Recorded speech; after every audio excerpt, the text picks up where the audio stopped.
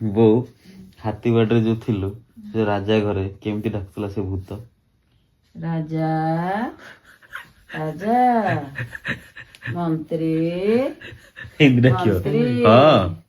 ହଁ ଭୂତଟା ଏମାନଙ୍କ ନାଁ ଜାଣିଥିଲା। ଭୂତ ଭୂତ ଭୂତ ବା ଭୂତ ଆସେ ଡାକେ। ସେ ଯେତେବେଳେ ତାକୁ ଖୋଳିଲେ ସେଠି ସବୁ କଙ୍କାଳ ବାହାରିଲା। ସେ କଣ ହେଲା ନା ଆଗେ ସବୁ ରାଜା ନାଇଁ ଏବେ ସରିଲା ସେତିକ। ରାଜାଙ୍କର ଘରେ ସବୁ କାମ କରିବାକୁ ଦାସୀ ମାନେ ଆସିଥାନ୍ତି। ସେ ଦାସୀ ମରିଯାଇଥିଲା ଯେ ତାଙ୍କର ଆଉ କେହି ପୁଅ ଝିଅ ନଥିଲେ। ସେ ତାକୁ ଆଉ କେହି ମାନେ ଶୁଦ୍ଧି ହେଇନଥିଲେ। ତେଣୁ ତାର ଆତ୍ମାଟା ଆଉ କର୍ମ ହେଇନଥିଲା ବୋଲି ତାର ଆତ୍ମା ଶାନ୍ତି ପାଇନଥିଲା। ସେ ତାର ଛାଡ ସେ ରାତି ବାଦନ ଚାଲିଲେ ସେ କଥା। ତମେ ତ ଆରମ୍ଭ କଲ। ମୁଁ ଭୁଲ ଆରମ୍ଭ କରିଥିଲି।